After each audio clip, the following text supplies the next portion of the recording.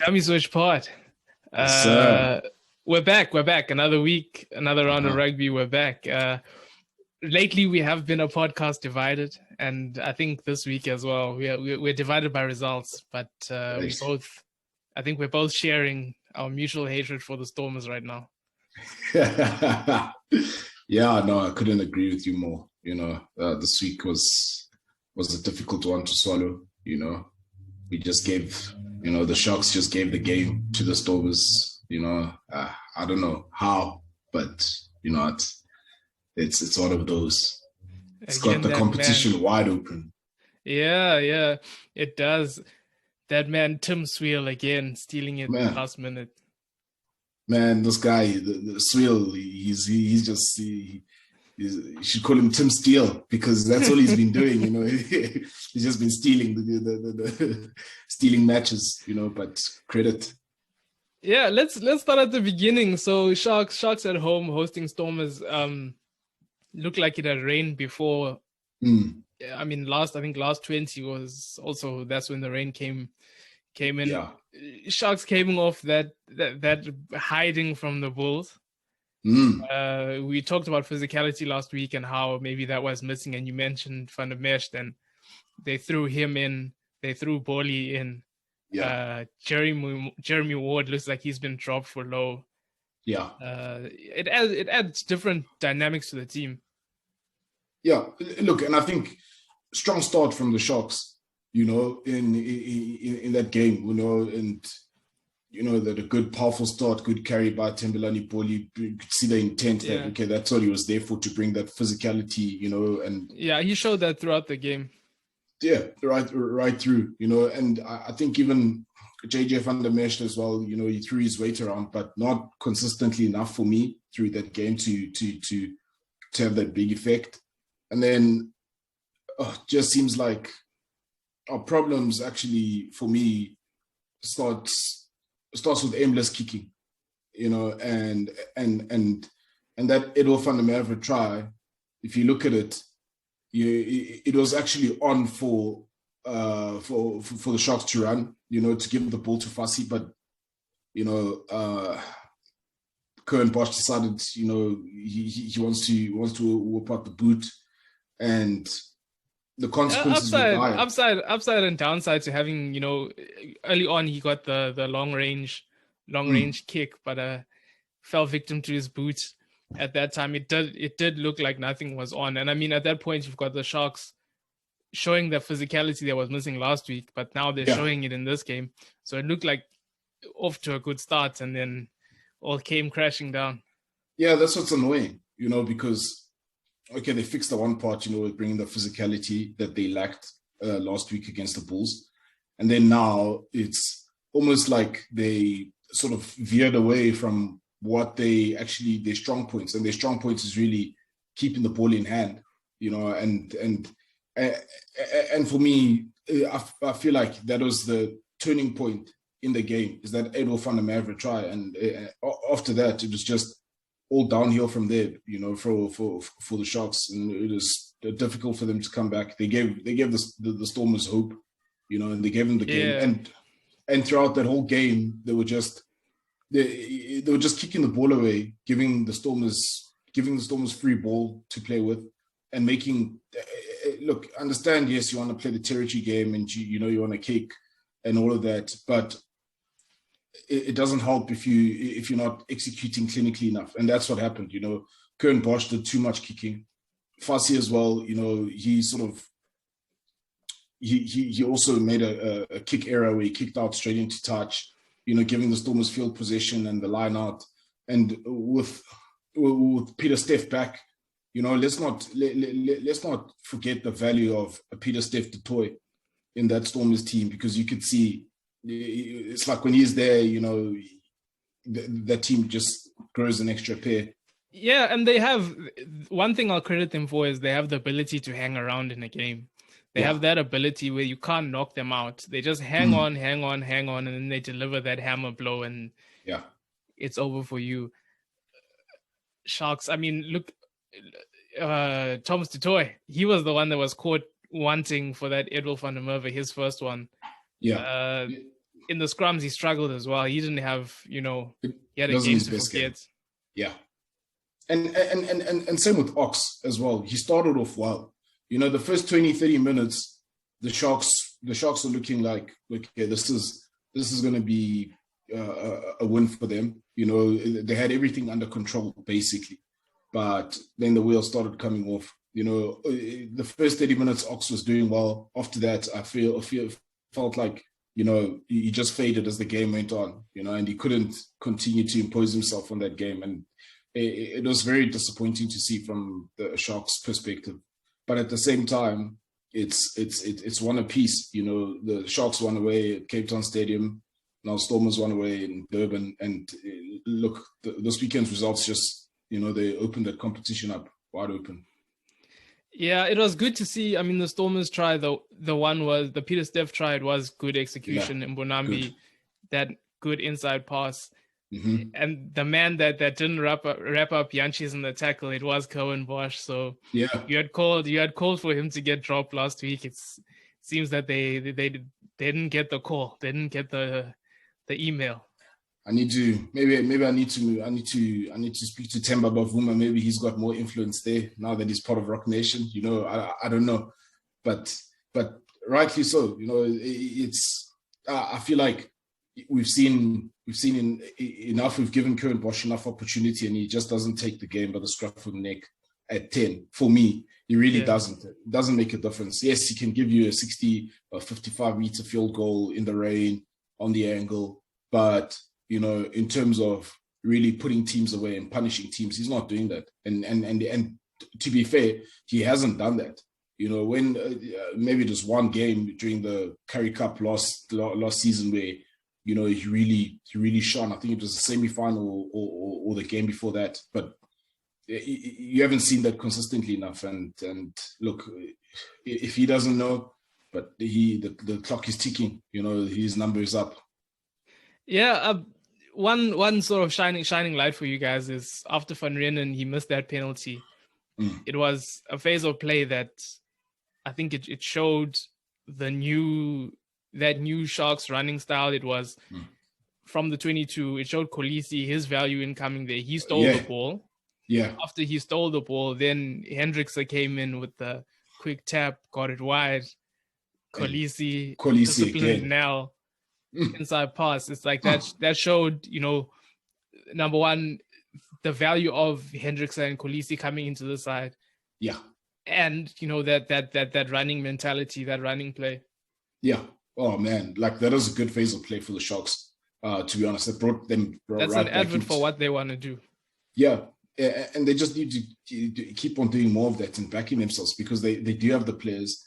And Kolisi out wide like that, and he looks like he's getting better and better and stronger. Kolisi in that, if he can sort of hit his form and show more of that, he's a dangerous player. He's almost rewinding the clock to when he first came onto the scene where, first up tackle, one-on-one, he's going to get through that first tackle and he's going to get that offload away. And that's what he did there. That was good to see. I'm really glad for him. And even Jaden Hendrickse, I think he's shown his value, and right now at this point in time, it's very hard to see Jaden Hendrickse not being the Sharks starting line going forward.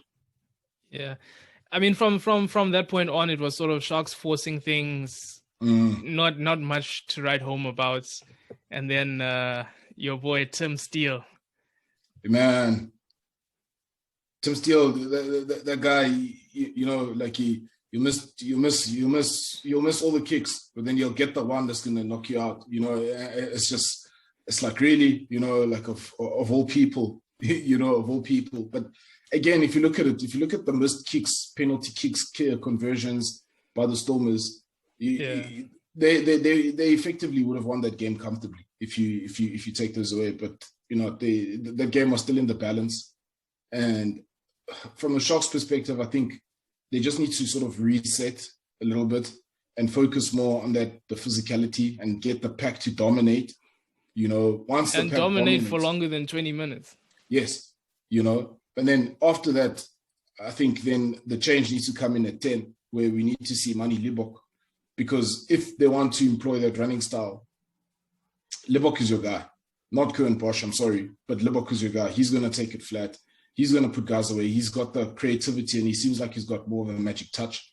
Even I felt Marius Lowe in his first game starting, I felt like he had more of an impact at 12. He was busy, For a guy that used to play flank, he's a ball player. He's got the creativity. Yeah, and he's the extra guy on the ground, because I think he did get a turnover at one point as well. So he's got that ability. Yes, we know that all the players need to have that ability, but with him, it just is so natural to him to be able to get over the ball when the opportunity is there. So I really like the look of him at 12. I feel like the Sharks is more the back line from 12 onwards is more settled when he's there. I think the only change that needs to happen is at 10, where we have Libbok coming in. And then in the pack, I think in the pack, there hasn't been an outright sort of locking pairs.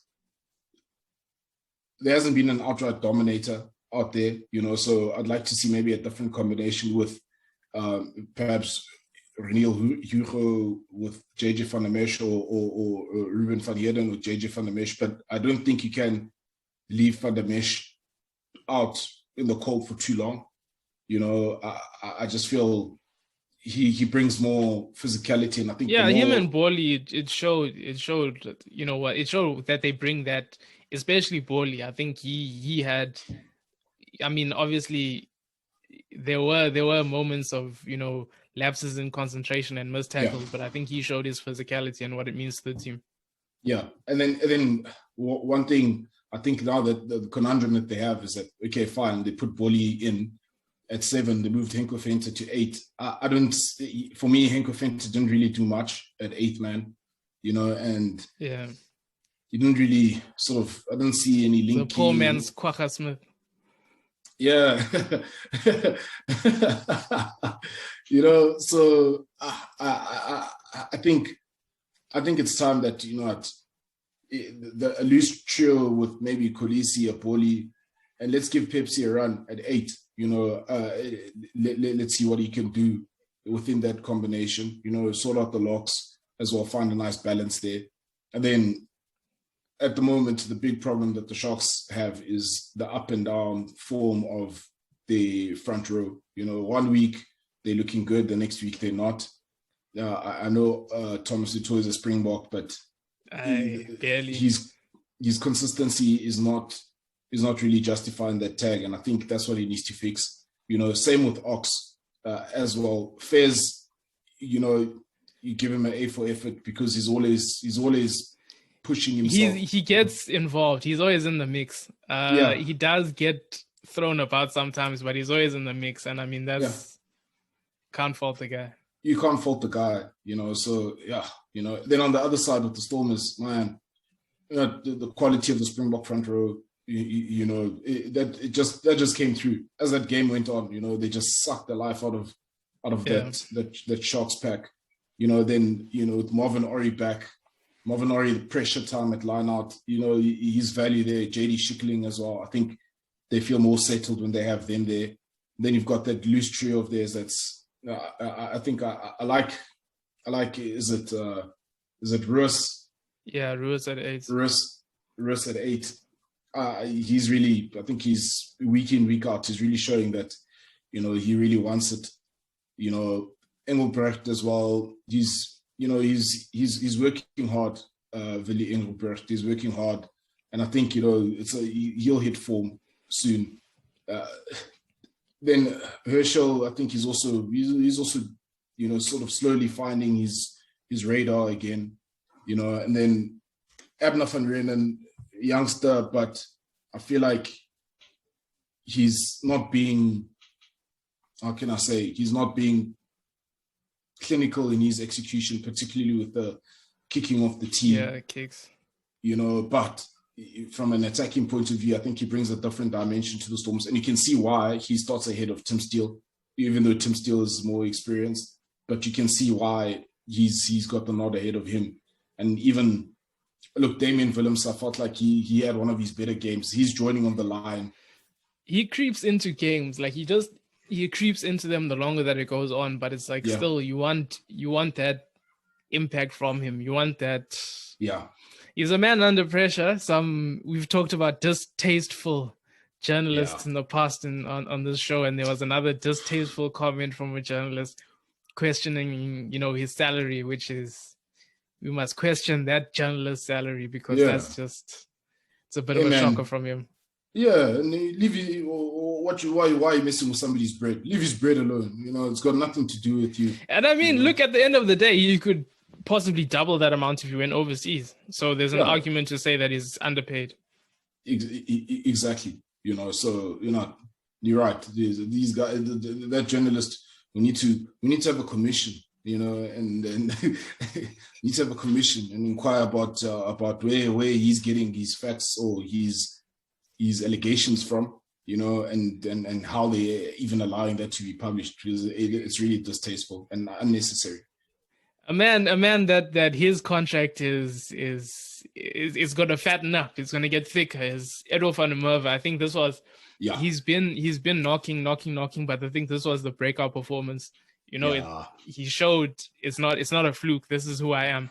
Yeah. And give me space. It's going to be a problem. Yeah. Yeah, I think he's the whole package. I think he's showing he's got all the right attributes. He's got the pace. He's got the power and the vision. He's got a good eye for the gap. He's got that little bit extra. There's guys that would have done the same thing for the tribe, but maybe Fassi would have caught them. So he's got that. He's got that little bit extra. So I mean, X factor player. Mm-hmm. You can see he's got the flair, and it's good to see him taking that step and putting Leolin's as an invitational 15. Let's not talk about that, but we'll talk about the invitational 15 later. So facts are facts though, and the only thing that I'll say, maybe with the Storm is you can be concerned about Sir Gilles Peterson not really having the same sort of impact that we've seen from him in the past, because historically Sir Gilles Peterson almost like Willemse. You give him a little bit of space. He's got neat touches that can put you away, put you under pressure, and he'll score. But maybe it's just a form thing, and the ball not going his way, and maybe him not working as hard off the ball. So all things that he can fix. But at the end of the day, I think credit to the Stormers for staying in the fight and stealing the game at the end, and taking it away from the Sharks. The Sharks, they're their own worst enemies. That's all I would say. They, I'm sorry to say this, but look, Curran Bosch needs to take a seat, in the next round, and let's give Manu Libbok a go. I really complain about SA Rugby, but this one, it was boring. I'm sorry. This one was boring. There wasn't not much to talk about. I'm surprised we talk about it for this long because not. No. Because my heart is broken. That's why, I'm gotta let it all out. I'm a broken man. The next one. This is where all the entertainment value was. Ooh. This was the one that it was worth the DSTV money. It was, we got what we paid for. Yes. Yeah, they didn't waste our time. It was Lions at Ellis Park, hosting the Bulls. I won't lie to you, coming into this one, I mean, you're always optimistic to say, you can get something. But I mean, going off things in the past wasn't looking likely. Yes. Look, and I think a lot of people, especially the form that the Bulls have shown, and their ability to always just get the win, you'd have thought that, okay, this is one of those games. But again, you take your hat off to the Lions. They took it to the Bulls, and Bulls. Yeah, it's all coming together now. It's all coming together. I voiced my opinion that I didn't think that they were trying to win in the earlier stages, and it looked like they were looking at, okay, this is who we have here. We have this guy on the books. We have this guy. Okay, let's release Skuman. Let's, certain guys have shown their worth. So it looks like now that last week it looked like they were trying to win. This one they won. Yeah, so I'm happy about that. Only thing that gave me that optimism was the changes from the Bulls. you had the main guys, the main uncles, Lizo and Trevor starting, but Stravino had to sit down, brought in Verity. Stain as well had to sit down, brought in Chris Smith, Zach Berger, who, I mean, it's Papier. Zach Berger is not. You can say he's maybe even a stronger player. Who's Zach Berger? Yeah. Yeah, yes, you can say he's a stronger player, but based on this game, it's like now you actually see why Papier is the starting line, and Zach Berger is not. I don't think he controlled the game very well from 9. If we're talking about Zach Berger, then Lizo and Trevor, they had a tough afternoon. I think there's a lot of bruised egos. Especially after. I said it last week. The Lions scrum is back, baby. Yeah, no, well and truly so. That's why even I have a special mention for Steve Tolle. I feel like he's maturing as a loose head in the country, and is like slowly becoming like a dark horse. To sneak one over, maybe even an Ox. To get into that. Yeah, they mentioned that his carries is sort of, I mean, that's what puts Ox and the rest of Lucets ahead of him, is the carries. And I mean, Kidsoff brings that work on the ground as well. But in terms of scrumming and his technique, you're watching him, and physically he does not look bigger than him. Yeah. But I guess it's he's just got his own technique, and the years of training versus Malherbe pays off. Yeah, true, and it's paying off, and we're seeing that. And the Lions front row, they stood up. I think the whole Lions pack. As a matter of fact, I think they understood the challenge that was in front of them in the Bulls, and they knew that they needed to front up. Because there was a period of time in that game where it was just good defense all around. Hits coming in, you can see guys putting their bodies on the line, defending their try lines. So for me, that Lions pack, they're the ones that took it for them.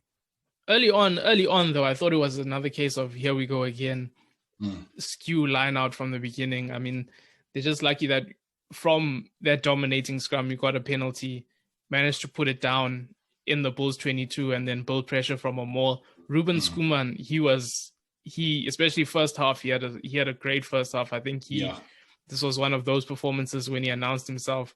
Chituka showed that it doesn't matter who's in front of him, he's gonna give those big carries. There's guys that'll give big carries, but when the big guys show up, those carries go away. He showed that they didn't go anywhere. My man Vince, Vince, look.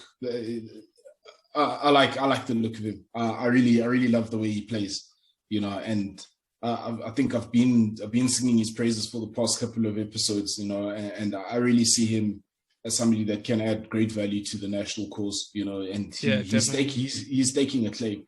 He's taking a claim. I love his work rate. I love his physicality. Like you said, his carries. You take him out of that Lions loose trio. They look like a very different team. He's got the engine as well. He's almost like their Peter Steph, in terms of the work that he brings, but he's Vincent Chituk, and he's just he's growing. Yeah, and he's added to his game. His footwork is a lot better. He's not just running straight into people. He's added a bit of a goose step, a bit of he's making the meters. There's a bit more deception in his runs. But again, Bulls, they put pressure through the defense, and the defense lands up being an attack. They put those kicks on you, turnovers, the kick chase, the turnovers. It was just throughout this game, that pressure. And that's what, it's the same thing that the Stormers have, where they just hang in the game, even if they go a few scores behind. Yeah. No, that's absolutely spot on, their quarters. They have the Bulls have their blueprint. They have their identity. I think what let them down this weekend was just, their execution wasn't right up there, and the conversion of the pressure into points as well wasn't consistent. And some of the changes as well, like if Stain was playing, then maybe things would have gone another way. I mean, you also look last 10 minutes, you're bringing on Johannes, who we rate him, but I think it's like his second cap. When you're chasing a game, do you want the scrum half coming on that it's his second cap? It's not ideal. So I think the changes did help. Yes. But the Bulls defense and their work on the ground, and the work on the ground is best in South Africa, defense best in South Africa, and it showed. Marco van Staden again showing that it's going to be difficult to leave him out of the box squad. Yeah, look, one thing about the Bulls, yes, fine, they didn't get the win, but all of the fundamentals, the core strengths, they still remain.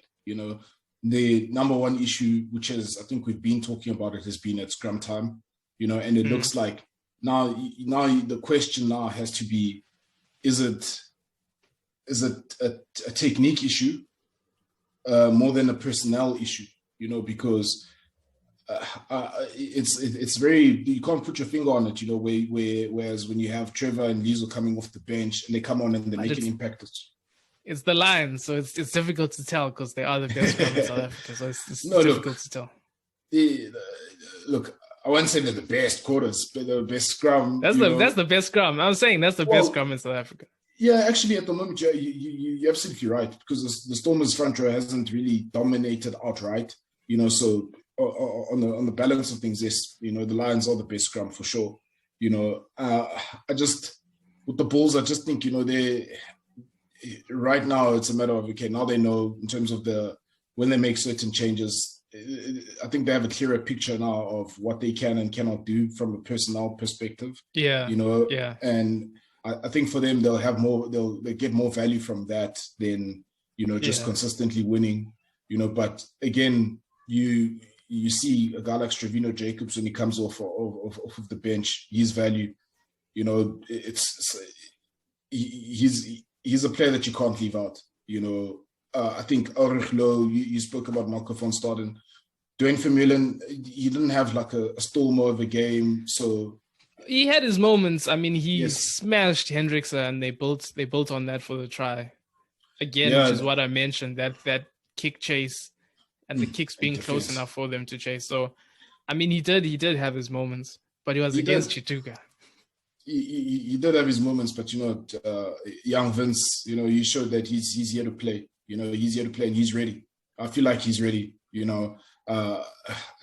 Again, if we're talking about the Lions, Burger Woodendal, he's a difference. He's the difference. Forward. He's the difference. The go forward on these carries, his work on defense. I think even just from his organizational perspective, the defensively as well, he is a big, big difference to that Lions backline. And then you've got, the wheels, Rabs. Oh, what a try. Yeah, that was, bringing in, that's the Lions playing style coming back. And he absolutely cooked Dwayne Vermeulen. Yeah, he cooked and then the chip and chase, he was jogging. It was a jog, a trot. He wasn't even, it wasn't even full speed. Go and watch. He wasn't even in full speed.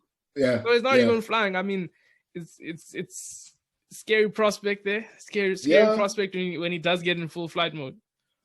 I think, look, for all it does is just highlight the talent that number one, the Lions have, in their locker room, but as well the talent that's in South Africa, with these wing position. All of a sudden, there's some tough competition out there in the wing position. And Tambwe, him having, I mean, he had his goal. The first trial, though, I mean, Irville for Yun, he did not. I mean, you talk about Lions players that had good games. Irville for Yun was not good enough in this one. He's hurdled him for that first one. He's been struggling. And that's what I was about to say, is that, Madosh had minimal space, but man, that ability to go in, out, get over the tackle, that raw speed and power, it's just, he was too much. He was too much. And I think, Yevgeny Filun, maybe he knows him from a few practices from the Lions, and, he he was beaten before he was beaten, you know. So we'll never know. We'll never know. But he's had one. Look, every Falloon has been struggling for sure.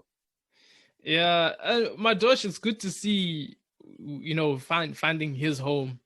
I Yeah. mean, Lions, early success at Lions, Sharks, not so much. So it's good to see even them not playing Stravino and, you know, not starting Stravino, and then you see it's this time it's Tamwe that's that danger man. And I think he's shown definitely over the Rainbow Cup, you know, his value. And I think he's found his home. He's found his home.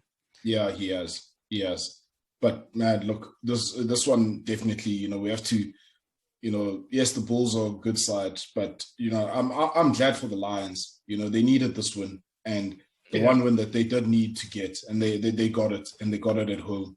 You know, and you know, our man Fred, Fred came in there. You know, he realized that, look, no, these guys are not going to give me an extended contract. Let me just say, but look what I can do. He had to put the bread on the table. You know, he had to provide. And provide he did. He came on and he made a difference. You know, and you have to credit him. You know, and all that for me, all that says is that he realized that, you know, his performances before he got dropped were below par. And a bit of a wake up call. Yeah, just a wake up call, and he's waking up. You know, I'm not saying that, you know, he's international material, you know, probably not, but, you know. But I mean, anybody, you're an experienced guy, you played here, there, and everywhere in Japan and here, and then he's a 19-year-old behind me. Yeah, and the 19-year-old is growing. You know, Jordan Hendricks are absolutely, I love his play. I'm excited for how the future is going to look, you know, with him, because look, that's the future of SA Rugby right there. Walking around like he owned the place, because he does. He definitely does. He's got the keys, man. He's got the keys. He opens the gate, you know. He's the one that decides who's going in and who's going out, you know. It's good to see. As well as Zelinger, it was like in Klabakanya, he came on and he was also a big part in closing off the game. Ras, I'm a fan of Ras. Ras came on. Same. There were guys there that could, especially in Klabakanya, though, they could see out the game. They could run down the clock, which they weren't able to do against the Stormers. So it's the growth. It's the growth that's making me happy. Yeah, no, look, and you should be. And considering the Lions squad, I think probably that average age of that squad is probably like 25, 26, you know, if not younger. So they have a young team, and a team that they can really, if they go in this trajectory, they're looking like they can sort of, you know, reclaim those glory days again. Yeah, it's looking good. It's looking good. No fixtures this week besides the Cheetahs versus the Invitational. Yeah, they call it the Toyota Challenge, is it? Not sure what it's called, but I don't know. What are your feelings about the team? I'm just having a look at it right now. Look, what I like is that you can see it's like, okay, guys that are on the fringes, a good mixture of under 20, some under 20 guys in there, you know, from the Cheetahs. I think too many. Yeah, well, I think, what are you going to do? You have to give the Cheetahs a bit more because they're not in Rainbow Cup. Yeah, so, I suppose. You know, you have to appease all the involved parties. I feel like that's what they do. You know, they say, okay, let's give them, you know, more stake in there. But I'm glad to see. I see guys like Ini Khadebe getting he's involved. That's the standout. That's the standout. That yeah. I mean, it could be a contract game. It could be a contract game. Yeah, you know, and you can see maybe he can find himself at the Cheetahs as well. You just never know how the coin can fall, you know. So I think interesting one, and look, good for rugby for South African rugby to have the Cheetahs back in action, you know, because I think there's players that have a vested interest in trying to make it into the national setup, and they need game time for sure, you know. And I saw there that Spec Magic has been sort of involved with the training camp or this week's alignment camp. France was staying as well. So they want those guys to have more game time, you know, and you mustn't forget that there's still Obama Hodges that have, you know, suffered from injury, and, you know, they also want to try and, you know, remind us why they are Springboks and why they, you know, the elite level players that they are. So I'm keen to see this game and how it's going to unfold. You know, I think it's going to be exciting.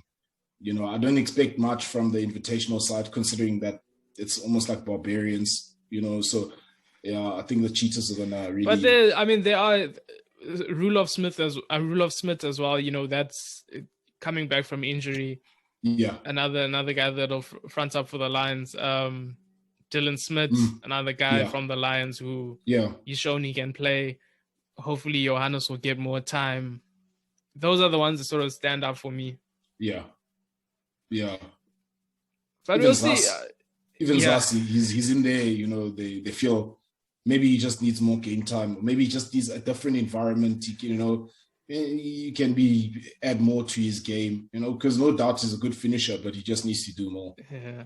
Younger Creel and younger Lades also there. So, I mean, decent side. I mean, it'll be good to see them. It'll be very good, you know. Just talking about sort of invitational games, or, you know, games that are not mainstream. I was watching the Women's Premier Division on the weekend as well. I found myself choosing that game over the Chiefs Brumbies.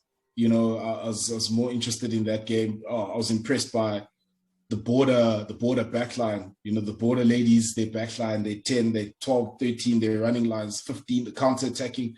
It is, look, you can see that, okay, Eastern Cape is definitely the hotbed of South African rugby, because that team is dangerous, you know, and some big hits going around. You know, their number 6 is deadly. You know, from the Sharks women's team, their number 15 was, man, she's a physical fullback. You know, she was hitting some ladies there. I was, man, these women are violent, man.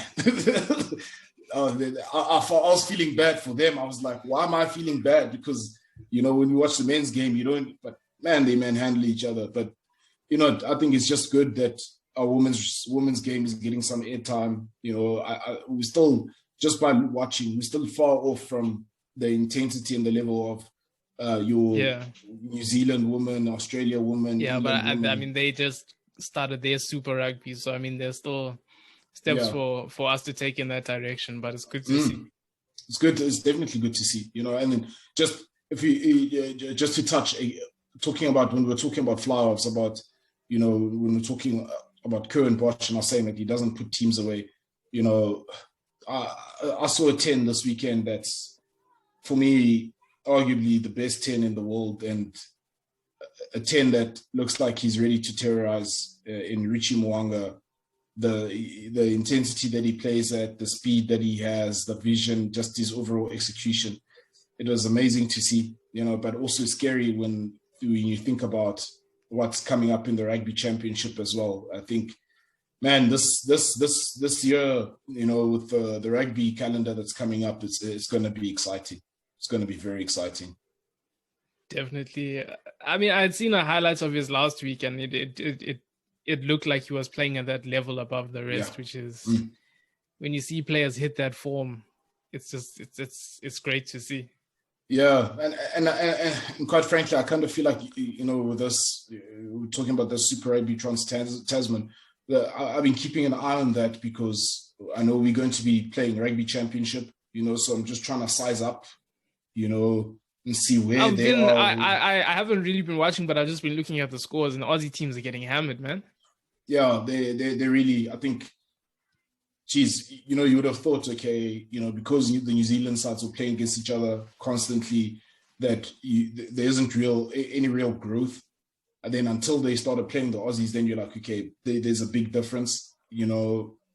Although the top Aussie teams like the Brumbies, they're not far off, but they're still behind. And, you know, obviously once you get to international level, it's a different kettle of fish, but the New Zealand boys are looking very, very strong, dangerous.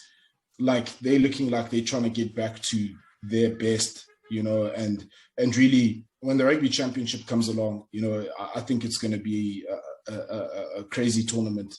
one which I really hope that our box will really come in there and make a statement, because I think that's what all it is now is going forward for SA Rugby and the players is it's all about making a statement from off the British Irish Lions. Yeah, we need to shut people up. The way that we spoke about New Zealand teams facing each other, talking about their growth, I feel South Africa in the same way will come out of having played these 3 domestic tournaments against each other. By the time we come out of this, I feel like we'll definitely be in a better place. I think so too. The level of physicality that we have, it's second to none. I think the only thing that we need to worry about is just executing from a kicking perspective. One thing that I've seen is that we cannot give these teams, any team, you can't kick the ball away aimlessly, and can't just give them free possession. If we can manage that and focus more on our strong ball carriers, I think surprise package is definitely going to be the Springboks with backs against the wall, with the point to prove statement to make, starting off with the British and Irish Lions and then moving on to the Rugby Championship, where we have to put all of them away, really, and just underline why we the world champions. Yeah, optimistic indeed. Any closing remarks, Chris? Oh no! Look, all I'm going to say is bring on the Toyota challenge. Bring on the Toyota challenge. Let's see what's up this weekend. And yeah, look, the clock is counting down. We're getting closer and closer. British and Irish Lions series. I'm excited. And they're building it up nicely. And oh man. I can't wait for July. Can't wait either. Dummy Switch Pod.